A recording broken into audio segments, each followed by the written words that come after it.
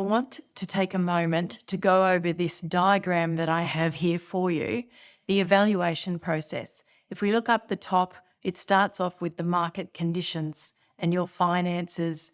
There's just so many things that you need to take into account when finally deciding how much the home is worth to you. The desktop due diligence, physical inspections, the contract terms. I really want to talk about the contract terms.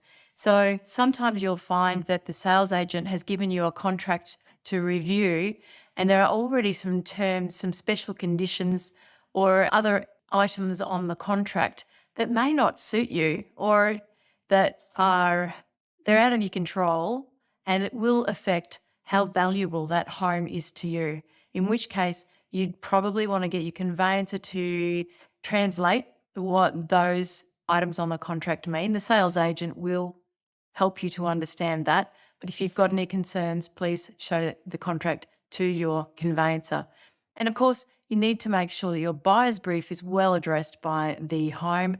Your emotions are kept in check. You're paying attention to them, but you're not letting them override your decision-making process. So all of these things that you've worked so hard to investigate, now is the time to pay attention to all of them. Some people will just go with their gut and decide straight away, this is how much I'm offering, and other people need to be more diligent. So let's just talk about that for a little bit. Throughout this course, I've always described the process of purchasing your home. It's not a property, it's not an investment place, it's your home.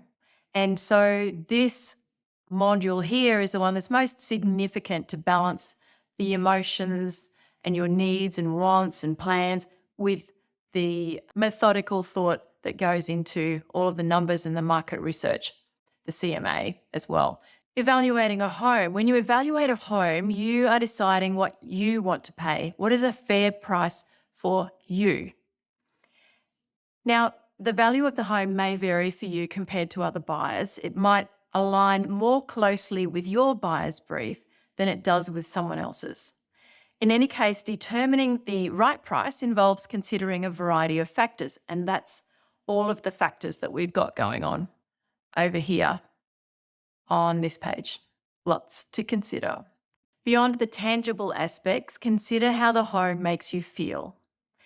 Does it have the potential to become your sanctuary if you're looking for a sanctuary? A place where you can envision creating cherished memories. Sometimes the emotional connection you have with a property can influence its value to you. Remember, buying a home to live in is not just a financial investment. It's a personal one as well, and balancing practical considerations with your personal preferences will help you arrive at a price that feels fair and justified for your unique situation. So to break it down a little bit further, your buyer's brief we focused a lot on in Module 1, and this is where you've got to really consider your needs, think about your emotions and what your goals were. In Module 1, we also created your buyer's brief based on the budget that you have for the home and a number of other factors. So that information comes into play. And then your research with the market conditions is also important, and your location research. Obviously, you've decided on maybe 2 or 3 different locations or suburbs that you'd like to buy in because you've done a heap of homework and a lot of research. Finally, the property. And this is where you can really begin to see all of the hard work paying off because you've narrowed down your searching and you're not wasting your time looking at properties that don't meet your needs. With regards to the property, you've taken all of the information that I've taught you and put it into practice. You're using the notes and the videos from your physical inspections, your desktop due diligence, the questions and conversations that you've had with the sales agent, your building and pest inspection reports, any searches that you've done to date. This is where you will decide how much you're going to offer for the property. Your emotions come into it, the CMA comes into it, and taking all of this into account, you're then going to be armed with some information to potentially commence negotiations. I've put together this step-by-step process that you can follow as a bit of a map to come to a conclusion regarding how much you think a home is worth to you. So here's the key information that you need to assess. First of all, your finances. Confirm your financial readiness with your mortgage broker before you go much further. Make sure that sometimes your pre-approval can lapse. So make sure that your pre-approval is still in effect. Make sure that with your mortgage broker, you've reassessed the deposit amount, the loan amount, and the purchase price, and all of the other financial considerations when you're purchasing a home. There's insurance, and then the conveyancer fees, the building and pest inspection fees. There's all those other fees that go in that are above and beyond your deposit that you've saved. There's your buyer's brief. So you are ensuring that the home matches your buyer's brief. Don't do your buyer's brief module and then forget about it. Revisit it, refocus on this is what I'm looking for, and this is why this home meets this buyer's brief. Do the local market analysis and determine if the market's softening, if it's rising. You need to determine that because that will influence the amount that you decide to offer on the home. Your location research with your suburb reports, location set scouting, the property research, doing your desktop due diligence and your physical due diligence. Contract. So sometimes the contract can have terms in it that will affect how much you're willing to pay for the home. Carefully review the contract with your conveyancer. Depending upon how much time you have, considering any terms in the contract that the seller has put in there, and make sure that they meet up with your buyer's brief. You would have looked at recently sold comparable homes and evaluated how much you think the property's worth. And of course, you can email us at admin@brisbanehomebuyers.com.au and we will send you that generic CMA that you can then use to adjust your assessment of the value of the property and your emotional considerations. It's okay to be emotionally connected with the home and to want to pay more because you love it. That's okay. It's not an investment property. This is a home. Keep your emotions in check though. Don't go overboard. Consult a trusted friend or your buyer's coach if you need to have somebody as a sounding board. If everything checks out and meets your needs, then it's time to make an offer. Based on your research, determine a realistic price range you're willing to offer.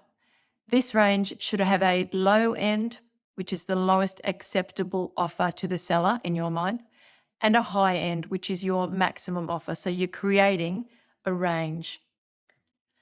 Now, how close to the asking price will you offer initially?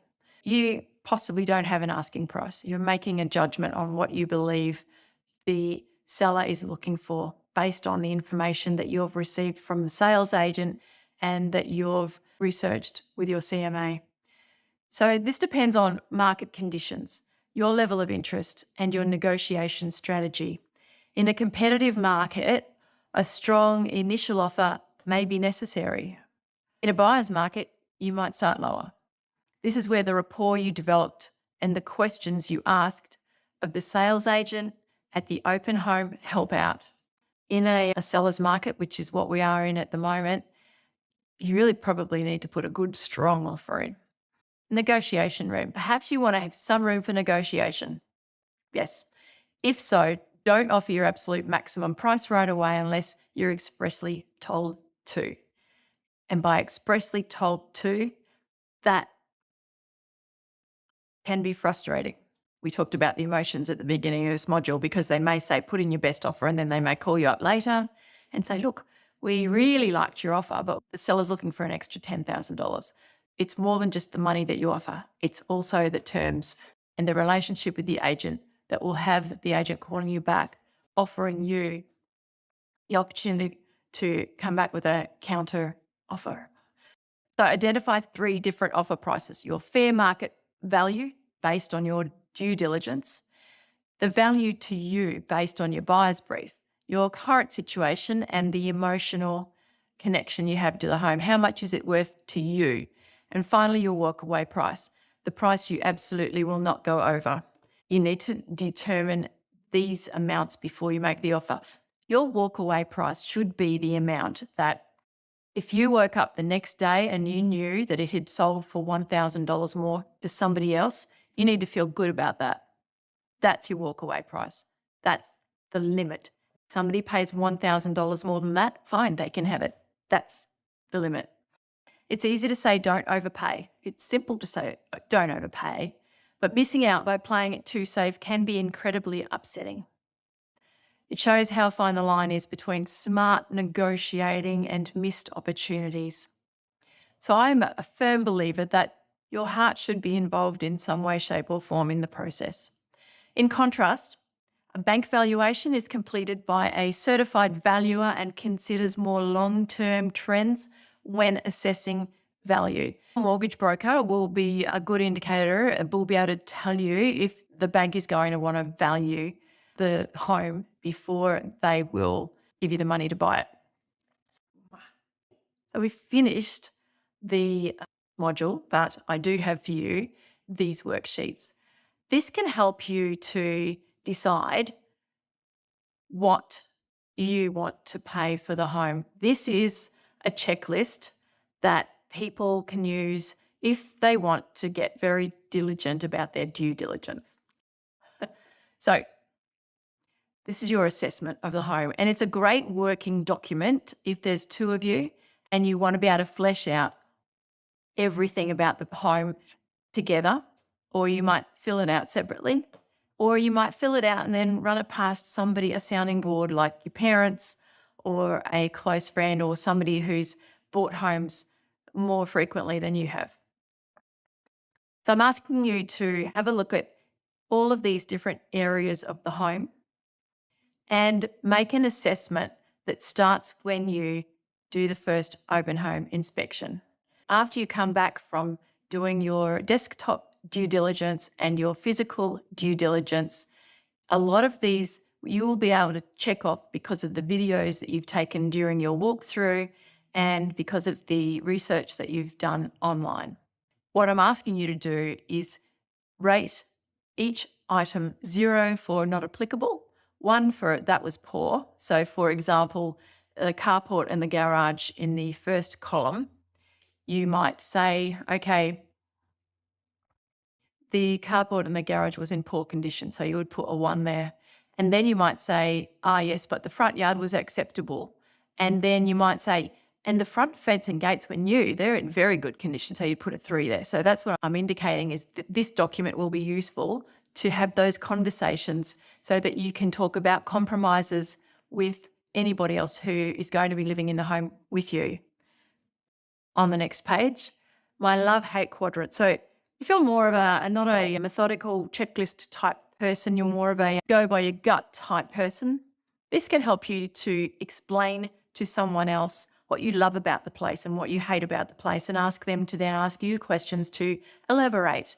And that can help you to process the information in your mind to finally move to the property evaluation document at the end of this module. And so this worksheet is particularly useful when more than one person is buying. It creates conversation topics and highlights potential compromises. How well does it meet all of your needs, not just the present need, but your future needs? How well has your desktop due diligence shown that this property is either not good or extremely good? And the same with your physical due diligence. So this is like summing everything up in one place. The location of the home. How do you feel about the location? The street, the neighbourhood, suburb, all of that takes into account, and the results of the CMA. So give yourself like a little checklist there. And if you're finding that your information is on this side, that's great. If it's kind of in the middle and you're not really going to be heartbroken if you miss out on this property. It's just a way of helping you to evaluate. And finally, that's what I have to tell you about evaluating a home. yes, when we look at this document here, we can see that we started off with the planning and the learning about the industry. So much to learn with regards to desktop due diligence and research. Then how to conduct an inspection. I think the most important things about conducting an inspection is first opportunity to meet the sales agent. If this is the first time, you may have met them at other homes that they have for sale. Create not just a relationship with the sales agent, but with also their team. And then you've done all this, you've found a home, you're going, yeah, I want to put an offer in on this home. So that's where we are with evaluation. The next module is going to help you to put that offer together so that it can be the most effective offer that is possible for you to submit to try and buy that home. I'll see you in the next module.